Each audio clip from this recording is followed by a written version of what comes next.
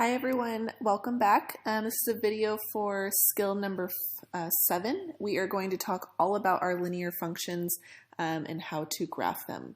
So first, before we get to graphing, let's just talk about linear functions. Now, there's 3 ways to tell if something is linear.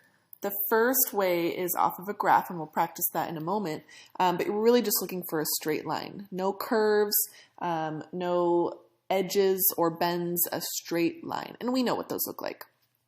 The second way or piece of information to use to see if something is linear is a table.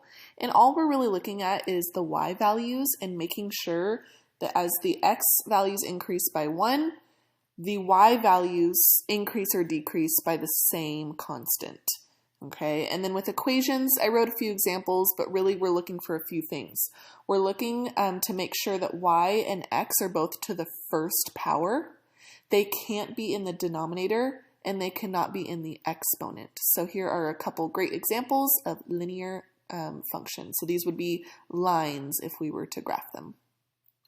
Okay, so let's practice first with some tables. We're going to see if these tables are, in fact, tables of a linear function. So let's start with the first one.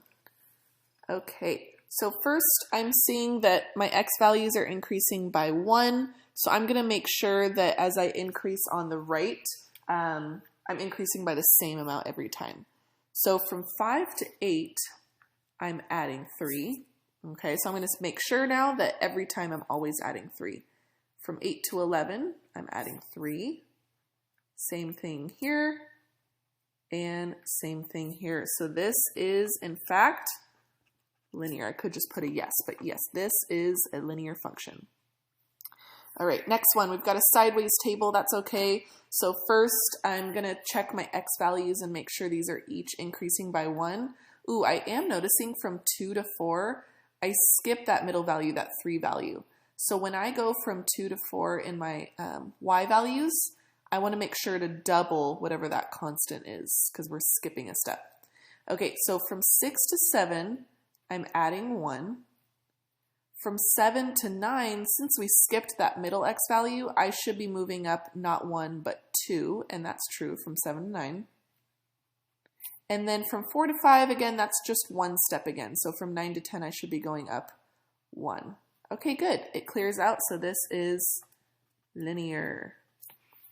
All right, last one, we have, again, a vertical table, and I noticed that my n values, which are the same thing as x, we'll see these more in the future, these are all going up by 1, and then my y values, my f of n's, let's see what's happening. So from 3 to 6, I'm adding 3. From 6 to 9, I'm adding 3, then from 9 to 27, yeah, so not quite. There is some kind of pattern happening, but let's see. So let's write it out. From 3 to 6, I added 3. From 6 to 9, yep. Ooh, and then right here, I am not adding 3. Okay, so 27 minus 9 is going to be 18. So right there, I can already see that this is not linear. It's a relationship, but it's not linear. So this would not create a line if we were to graph it. All right, then even easier, we're going to take a look at 3 different graphs and just decide, are these linear?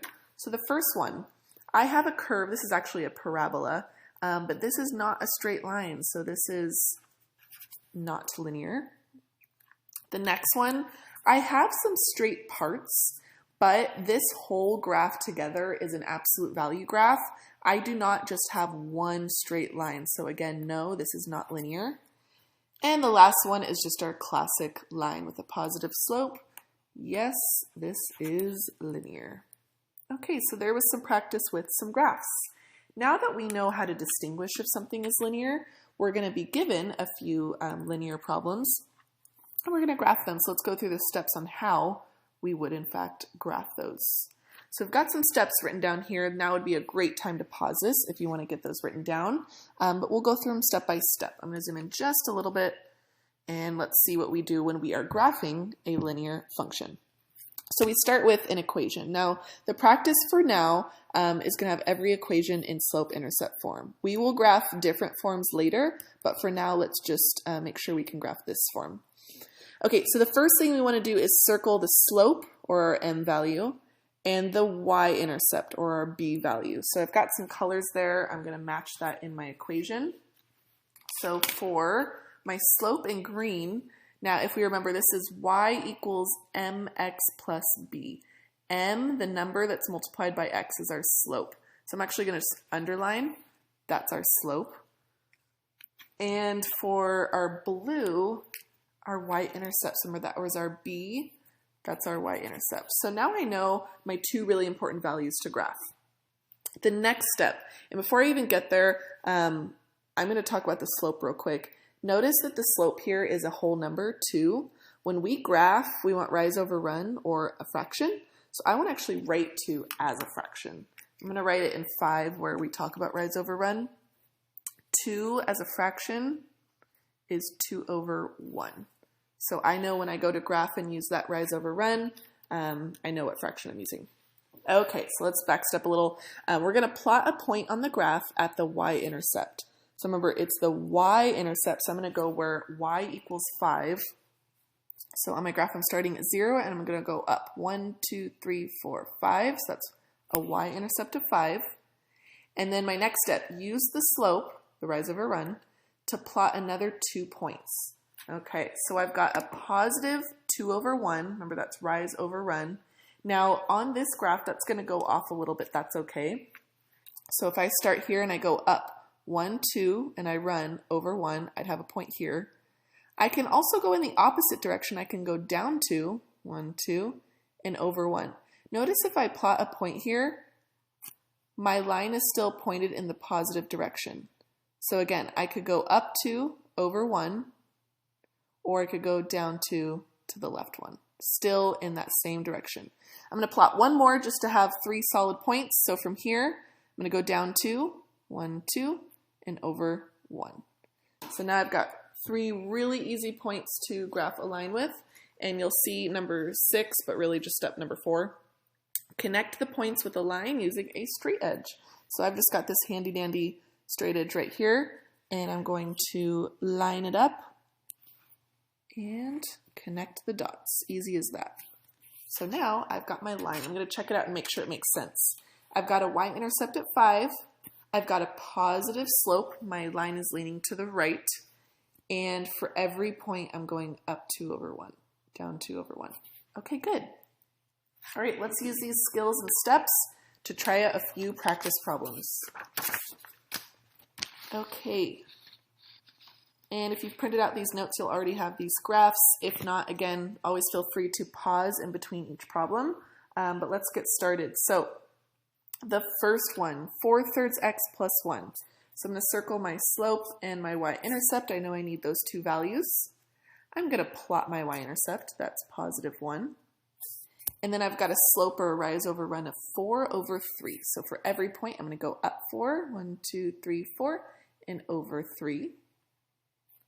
I'm going to go in the opposite direction as well, down 4, 1, 2, 3, 4, in the opposite direction, 3. Notice again, I'm making sure my points all lie on the same line. And then I'm going to connect my dots, just like that. All right, next one, we've got a negative slope. I'll change up my color. So I've got -2, and then -3 is my y-intercept. So again, I'm going to plot my y-intercept at -3. I've got a negative slope now. So this slope, I'm going to write m is -2 over 1. Remember, I want it to be a fraction. And that means when I go down 2, 1, 2, I'm going to go to the right 1. So notice if I were to connect these, my line would now be leaning to the left, or a negative slope. So I'm going to plot one more point. I'm going to go up 2 and now to the left 1. Always just make sure you're paying attention to which way your line is pointing. And I'm going to connect my dots. Make sure when you connect these, you draw a nice long line. Notice I'm almost going from edge to edge of my graph. I'm not just drawing a short little line right here. We want it to show that it goes on forever, and I'm putting my arrows at each end. Okay, moving on. Ooh, we've got x equals -2. Now, anytime we see x equals -2 or x equals any number, So I'm going to write that in like generic terms. If we have x equals a number and nothing else, that means we're going to plot that value. So x equals -2. It's right here. And then we are going to plot all the points where the x value is -2. So I could plot this point. X is -2 there. This point, we've got this point, any value where x is -2. You'll notice that this creates a vertical line. So to put it shortly, anytime you see x equals a number, it's a vertical line every single time. Okay, next one. We've got y equals 5/4 x. So we've got y and x, so we know it's not going to be a vertical or horizontal line. We have a slope. We don't have a y-intercept. We do, but we just haven't written it. So really, this is like a +0. So my y-intercept in this one is just 0. Same as before, I'm going to use my slope to plot a few more points. So this is 5/4, so up 5, 1, 2, 3, 4, 5/4, 2, 3, 4. And then I'm going to go in the opposite direction, down 5, 1, 2, 3, 4, 5/4. And as always, I'm going to connect my dots, making sure that when I graph this, there is in fact a positive slope because my 5/4 was positive. Okay, last one. Ooh, and now we have y equals a number. So anytime we have y equals and just a number, so no x, then I'm going to plot that y value. So this is y equals -2. And again, go through and plot every point where the y coordinate would be -2. So I could plot this point, this one, anything where y would be -2. Doesn't matter what the x values are, you just know that y is -2.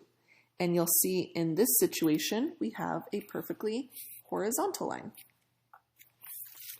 So our two special graphs here are when y equals a number and when x equals a number. X equals a number is vertical, y equals a number is horizontal. Okay, so these were 5 really great examples of graphing. Last thing we're going to practice is, given a graph, writing the equation in slope-intercept form. So we're going backwards essentially. We're going to find the y-intercept, we're going to find the slope, and then write the equation accordingly. So for the first one, let's find our y-intercept first. That's all the way up here at 8. So my b value is 8. Let's find our slope. So we can use any points on this line. Let me zoom in just a little. I want to pick 2 points where I can clearly see they hit the corner. So I can see right here. And I'm going to see how far down or up and how far to the right or left. So let's start here. If I start at this point right here, I'm going to go down 2, 1, 2, and over 1. So I know my slope is 2/1. And then I'm going to ask myself, is my line pointed to the left or is it pointed to the right? It's pointed to the left, so my slope is negative. Okay, let's write our equation. So y equals, my slope is -2/1, or just -2, plus the y-intercept. And there's your equation. Let's try it again. 13, ooh, we have a horizontal line. So if we remember just from our previous example, when we have a horizontal line, this is going to look like y equals a number, and we need to find what number that is. So we're moving down 1, 2, 3. This y value is -3. And you'll notice all of these points have a y value of -3. And that's it. That's your equation. Okay, number 14. Right off the bat, I see I have a positive slope. Let's do this in green. Okay, so I'm going to find my y-intercept. It's 1, 2, 3, 4, -4. And my slope, I know it's positive. I'm going to find 2 really easy points and find the slope in between. I've got this point right here and this one right here. Let's count. Up 1, so 1 over, and then over 1, 2, 3. Okay, so slope is positive 1/3. Let's write our equation. We've got y equals, 1/3 x. Ooh, and then we could say plus -4. I'm just going to write -4. That makes more sense to me. All right, last one. We've got a vertical line. So again, if you remember, anytime we have a vertical line, this is going to be x equals a number, and we just need to find what that x value is. So we go over 1, 2, 3, 4, 5. So it looks like my x value is 5, and that is my equation. All right, thanks so much for watching, guys, and you can go ahead and get started if you're in my class on your skills practice for skill number 7. Bye, guys. See you next time.